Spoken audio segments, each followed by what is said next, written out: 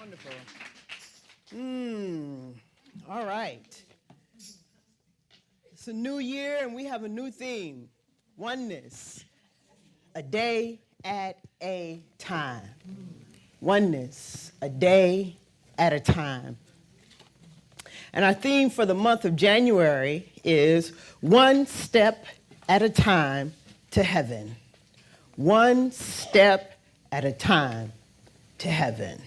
Spiritual principles we're working with this morning, also known as What We Believe, penned by Ernest Holmes some 100 years ago, almost 100 years ago. You can get a copy of the Spiritual Principles if you're on our mailing list, and you can receive our newsletter. You can also download it using the squiggly codes, the QR codes. All right, this morning we are working with Spiritual Principle number 1. We believe in God, the living Spirit, Almighty One, indestructible, absolute, and self-existent cause. We believe this one manifests itself in and through all creation, but is not absorbed by its creation.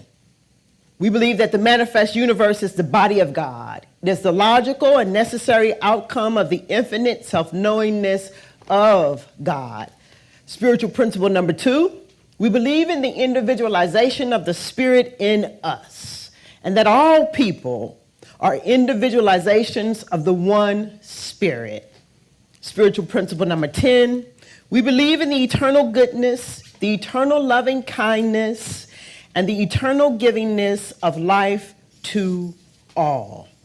And lastly, spiritual principle number 11, we believe in our own soul, our own spirit, and our own destiny. For we understand that the life of all is God. So, this month, we've been taking an opportunity to focus on the foundational teachings of the Science of Mind found in the Science of Mind textbook written by Ernest Holmes. In the Science of Mind textbook, in the introduction section, there are 4 parts to the foundational teachings. Part 1, the thing itself. Part 2, the way it works. Part 3, what it does. Part 4, how to use it. Foundational teachings of any really kind of metaphysical teaching. And thus far, we've covered parts 1 and parts 2. Or shall I say, we have covered step 1 and step 2. Step 1. Oh my gosh. I was waiting on somebody to yell it back at me. Step 1, trust. Step 1, trust. We said that we have to trust that there is something greater, by whatever name you choose to call it, but that we have to trust that it is. Not that it was, but that it is. And Ernest Holmes doesn't give it a name. Ernest Holmes, in the introduction section, describes it. He calls it the thing itself. He says it is love and it is law. It is our conscious mind and it is our unconscious mind. He says that it is one, not two. Our conscious mind and our unconscious mind might seem as though it's two, but it's one. It's our thoughts and what happens to our thoughts. Not two separate things going on, it's one. He says it is absolute intelligence. It is infinite. It's all powerful. It's all knowing. And so not only do we have to trust that it is, we also have to trust what it is. What is it? All religions agree it's creative. It's creative. And not just it's not just that it is creative, it's precise, mathematically correct, in its creation. In other words, it doesn't mess up. There's no mistaking it. Precise. So we have to trust that it is, we have to trust what it is, and we have to trust that because it is not, and it is not bound and it's not limited in its ability to create, and neither are we. So we have to trust that it is, we have to trust what it is, and we have to trust that we are what it is. And we are highly intelligent individuals, you and I. Highly intelligent individuals with the ability to change the conditions in our life. We're highly intelligent individuals with the ability to be able to slow down enough and instead of reacting, respond. Intelligent beings.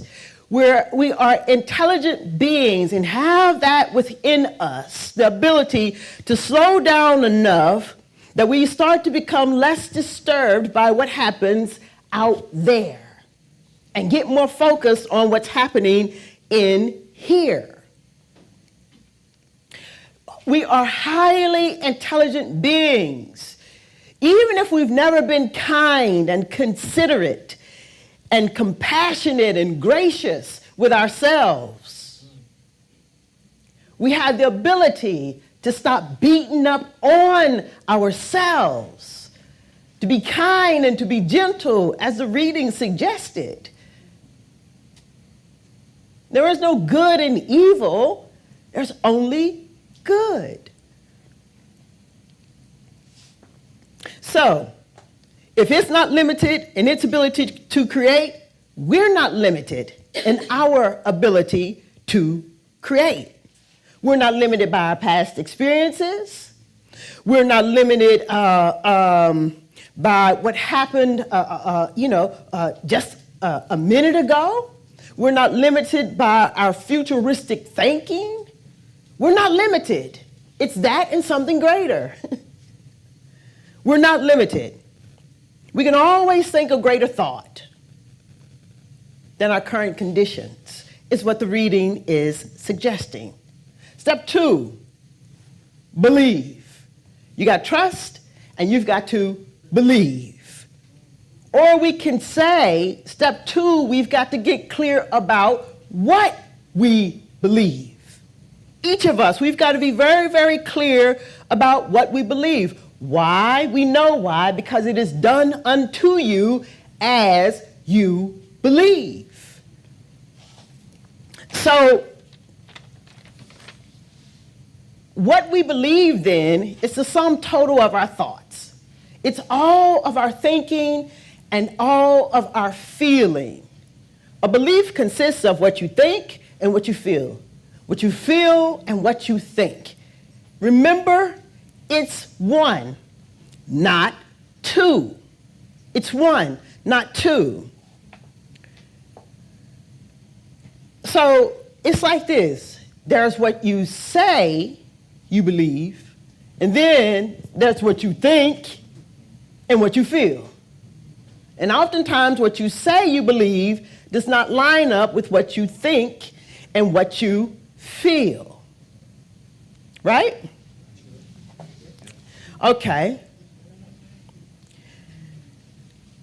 The thing that you desire, it'll always remain out there until you get it in here. It'll always remain out there. She'll always be out there. Love will always seem like it's far off. Abundance will always seem impossible. Peace of mind, will seemingly pass you by. Wholeness. You'll be confused by the pain that you're in. So it'll never be our experience as long as it's out there. Our job is to get it in here, right? Stop talking about it, start thinking about it and feeling it. So we're not concerned with We are concerned with what we think and what we feel. We're not concerned with what we see. We're concerned with what we think and what we feel, not with what we see. The problem is that we've confused remembering with thinking. Remembering is an unconscious act. You're not thinking. You're simply remembering. And this remembering gets out of control. You're just remembering and remembering the same old thing, remembering and remembering the same old thing, calling it thinking. One is unconscious, the Groundhog Day, there you go. One is unconscious and the other is conscious. This remembering is on repeat. Thus, the only thing that we are thinking about is what happened or what might happen. And because it is done unto you as you think and you feel, you get more of what happened. Or you get what might happen, which is always, I'm not going to say always, but most times it's the worst case scenario. Remember, it's not what you say, it's what you think and what you feel. The other problem is that we don't want to feel. Right? Most of us, we don't want to feel.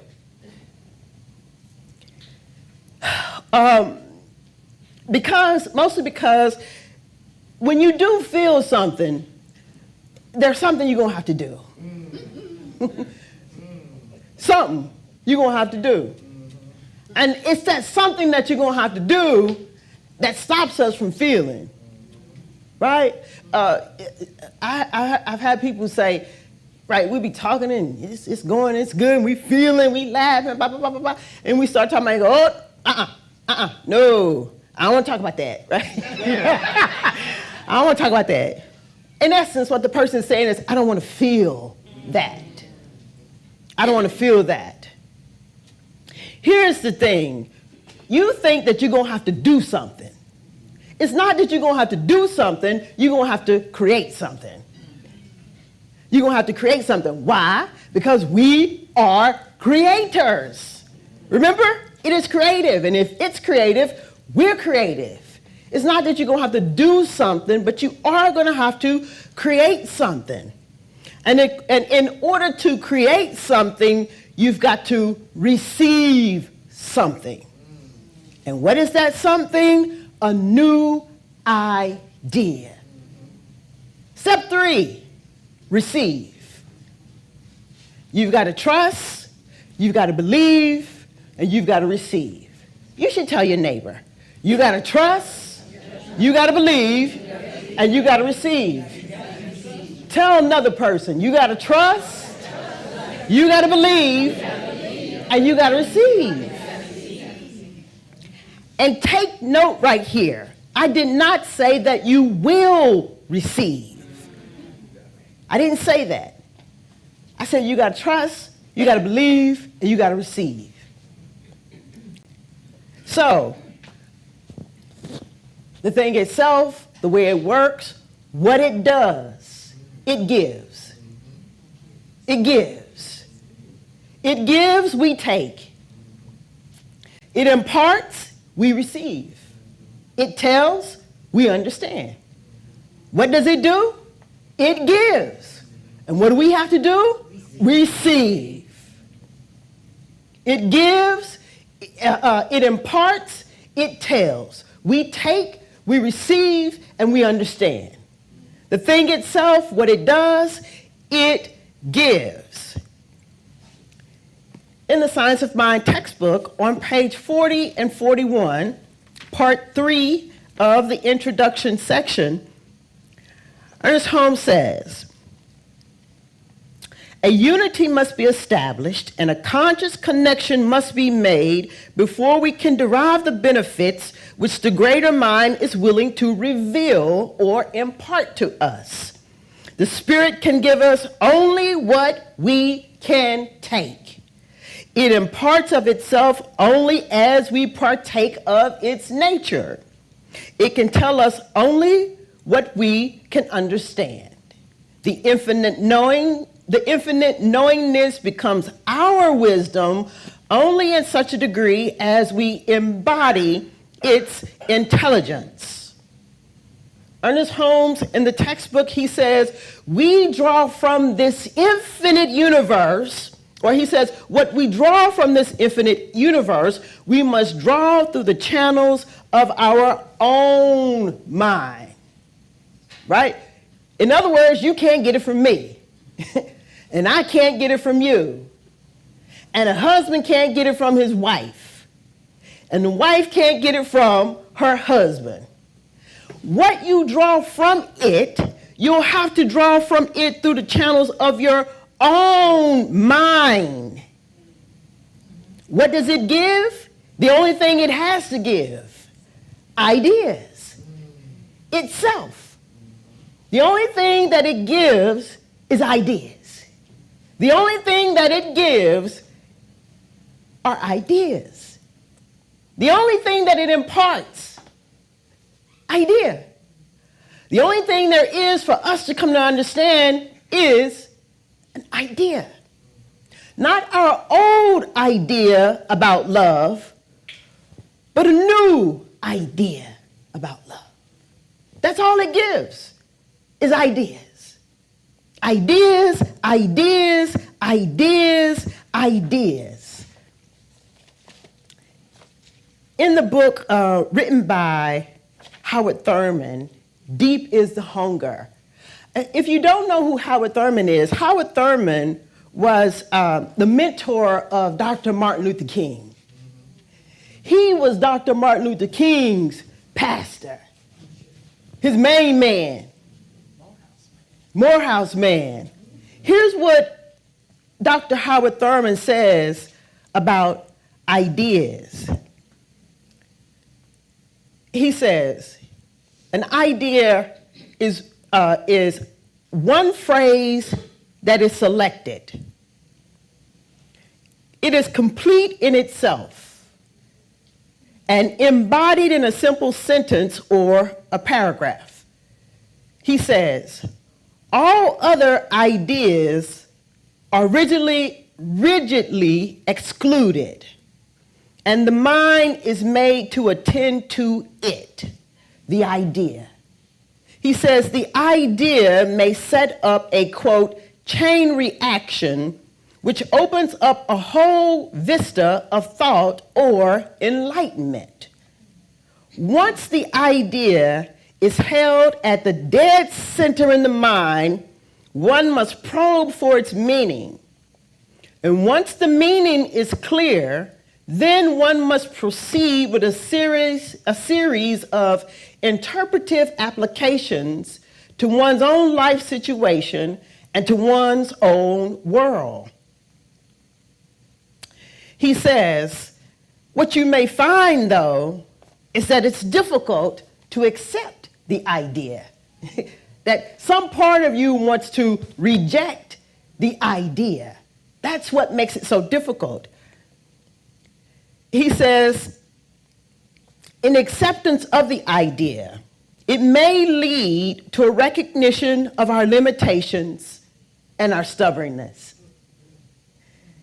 It'll cause you to see who you really and truly are, how stubborn you are. Okay, that touched that napper. Okay.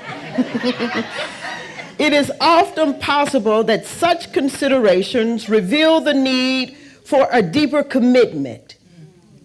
As you embody the idea, you might come to find out there's a deeper commitment to the idea. There's something more there for you to know. You might find a profound earnest or a more sensitive spirit.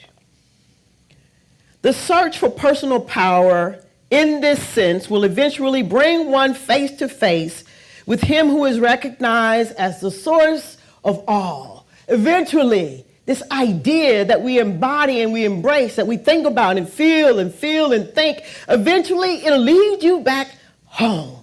Eventually it'll lead you to the only place that it can lead you, back to love. Eventually this idea leads you back to God. We need not be distressed over the label God, he says, because it may or it may not be important. But sometimes the awareness of the meaning of an idea or thought that is selected, subject to meditation, will itself cause a fresh inrush of energy, which so floods the life that much of everything else is swept away.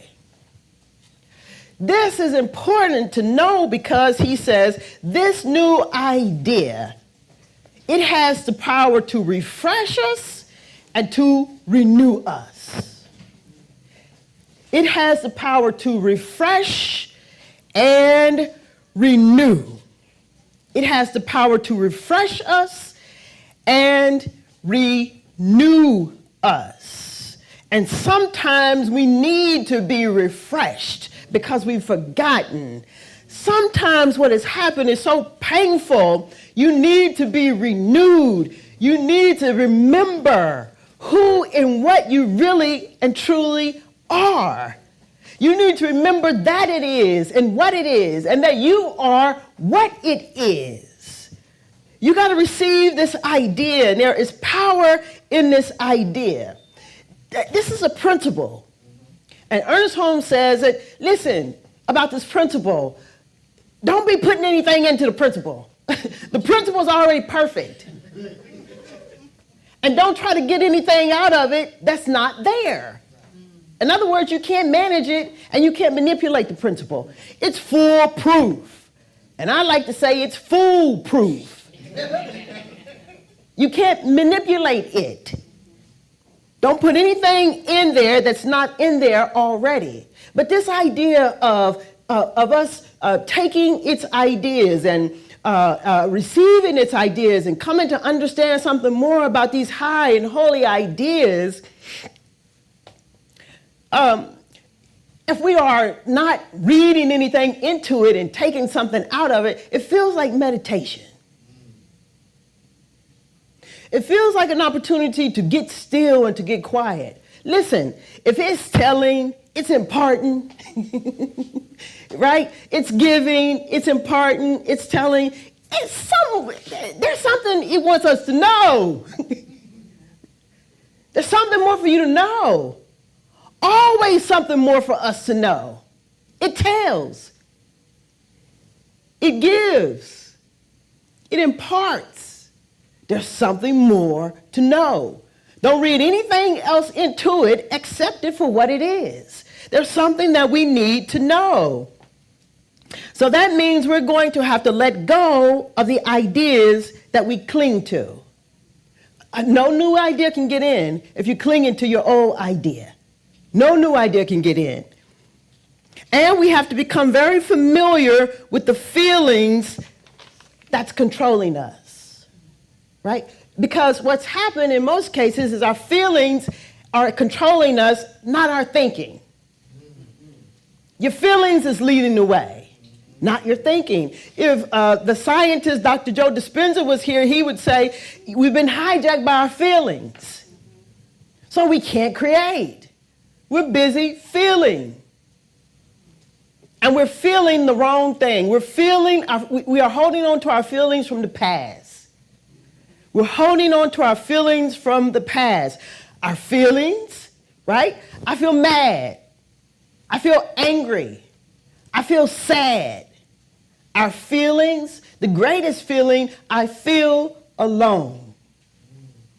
We're holding on to our feelings.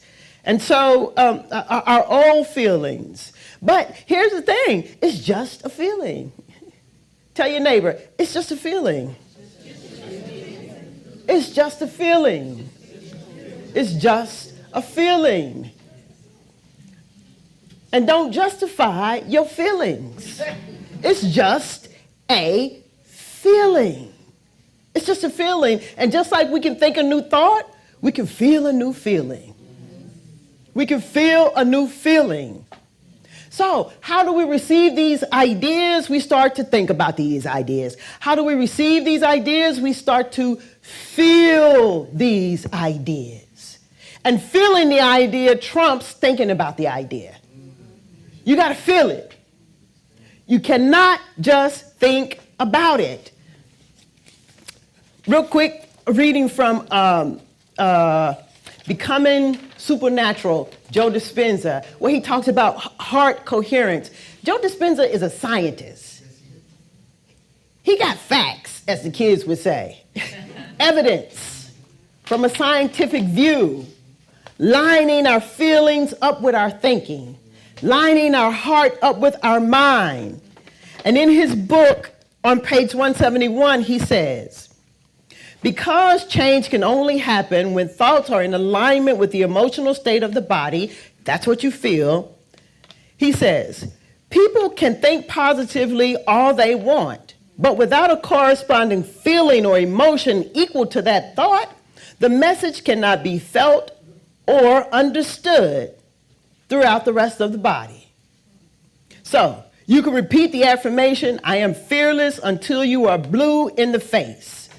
But if it's fear you're actually feeling, the thought I am fearless never makes it in past the brainstem, which means you're not signaling the body into a new specific destiny. The feeling is what produces the emotional charge to stimulate your in a different destiny. Without the feeling, a disconnect remains between your brain and body, between the thought of health and the feeling of health, and you can't embody a new state of being. You've got to feel it. Ernest Holmes says, listen, this principle is simple. Feel and think. Feel and think. And as soon as we recognize that it is a simple principle, that's it. That's all. It's a simple principle. It'll be one of the greatest things that we can do when we recognize it as simple. Here's the thing. What are they saying? You got to fill yourself up. You got to feel yourself up. No one else is going to come to fill your cup up. It's like waiting on somebody to come to return. No one is coming to fill your cup up. You got to fill your own cup up. You got to fill your own cup up. You got to fill your own cup up. I got to fill my own cup up. No one's coming. It's the nature of the universe to give us what we are able to take. It cannot give us any more. Listen, all of the ideas actually have already been given. Ernest Holmes says, listen, in the time of Moses, they could have had electricity. The idea was there. Everything they needed. All the ideas have already been given. Right? And that's all it has to give. It can do no more. It can do no more. So, how do we fully receive these ideas? Well, first you gotta feel. You gotta feel. The only thought that one can demonstrate is the thought that lives in you. It is the only thing that can demonstrate what you feel. Feeling opens you up so a new idea can enter in. Feeling moves you beyond your current conditions. Feeling allows us to move beyond time and space so that you can accept the truth. The truth, I'm not alone. The truth, I am loved. The truth, I am a unique and divine expression of God. The truth, I am loved. The truth, all of my needs are met, but it's difficult to receive that because you're only thinking about it. When we think about an idea, it keeps it out there. When we start to feel it, we bring it in here. The best way I can help you get this right here, because it's important. I never really shared too much about my experience of coming out and what that was like. And this is going to sound funny, when I was in my 20s, it was funny to me. When I was in my 20s, and I finally had enough courage, to come out. And I was in the military, and I got stationed in Georgia. Maybe about 45 minutes to an hour from Atlanta. Me, 21, 22, right? And so this was a whole new world to me, a whole new experience to me. And when I got to Atlanta, they had clubs. They had clubs. They had real clubs in Atlanta. And so my 22, 23-year-old self went to the club. And in Atlanta, this is how they would distinguish between the clubs. And I'm talking about, back then they would say a gay club. There's no real gay clubs now, everybody just go, right? But anyway, and I never really talk about this stuff, so I'm just sharing a little part of me. But so anyway, they would distinguish it like this. Someone, you say, I'm going to the club, they would say, you going to the boy club or to the girl club? That was a distinction, right? And so I always wanted to go to the boy club. I wanted to go where the men were. I don't know, I just had an inkling. At first you're just trying it out, but then you decide, no, this is for me. So, my 22-year-old self, when you walk into the club, no, you ain't seeing stuff, you feeling stuff. Right? When you walk into that club, listen, I'm from a small town in Murfreesboro, Tennessee. I never seen anything like this. I never felt anything like this. First of all, you don't walk into the club until 1 o'clock. 1 o'clock in the morning, it's on and popping, Hazel, it's on and popping. I wish everybody could go to the club. But anyway, we at the club now. When you walk into that club, listen, it was a time where people couldn't be free and couldn't be fully expressed. I'm going to give you the full experience. Now you walk into this club, a club really full of black men who really can't be free and who really can't be expressed. In that club, woo, you walk in there, boom, boom, boom, boom, boom, boom. You're like, yeah!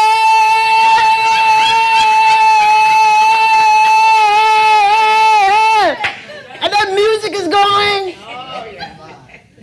Boom, boom, boom, boom. Backed up with affirmations. Deep, deep inside. Deep, deep down inside. Deep, deep inside. Deep, deep down inside. All you need is love. All you need is love. Boom, boom, boom, boom. Right?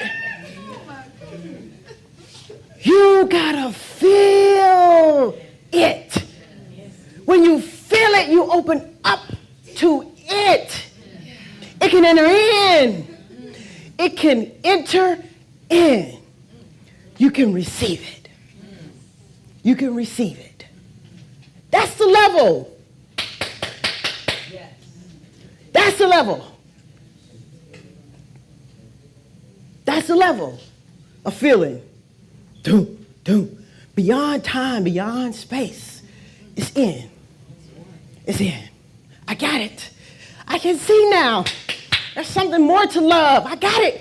I can see now I'm really not alone. I don't have to figure this out by myself. I don't have to do it by myself.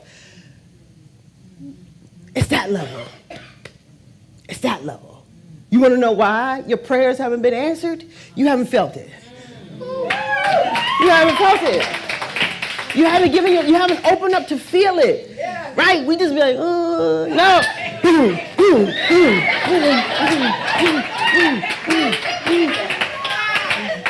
It's that level. It's that level. Y'all got it? You got to trust. You got to believe. And you got to receive. Come on, practitioners. Let us take this moment to turn within. Oh, to be so fully present to the presence that is never in absence. It's everywhere. It's everywhere. Love is everywhere. Joy is everywhere. Peace is everywhere. It's in you and it's in me. Woo! Let us feel it. Let us in this moment not to make this thing so complicated. Let us decree and declare in this moment, we just keeping it simple. We just feeling and thanking. We're just thanking and feeling. We just opening up to the divine idea of God. We are just opening up to love. We are just opening up to joy. We're just opening up to peace. There is no place where I can be that peace is not. Never absent. There's no place that I can be that love is not. Never absent. We stand firm in the potential and the possibility that awaits our recognition. The thing that you are desiring, the thing that you are waiting for, feel it. Feel it. And let everything else go. It's got to. If you get afraid, start feeling gratitude. If you get scared, start feeling love. If you get turned around, start feeling joy. Let us decide here and now. No longer will we be deterred or disturbed by what happens out there. We just keeping it simple. We just feeling. We just thinking. We just thinking and we just feeling. Oh, let us give thanks and rejoice then. Hallelujah, amen. I can see something more. I can take your ideas and they can become my own. I'm one with God. Oh, I can receive what you impart. It's all up in me. Oh, I thought I had to do it all for myself. I didn't know the love of God was sufficient. I didn't even know it was at hand. But as it is imparted to me, I can receive it. Oh, let us, as we go out in this day, declare and decree that what it tells, I'm open to understanding. I'm open to releasing and letting go of my own idea and to understanding something more. I thought I knew love. No, I don't know love. I thought I knew joy. I'm open to knowing something more about joy. Oh, I'm so grateful.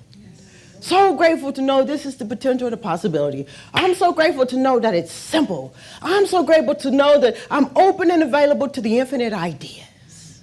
Everything is possible in it. Everything is possible in it.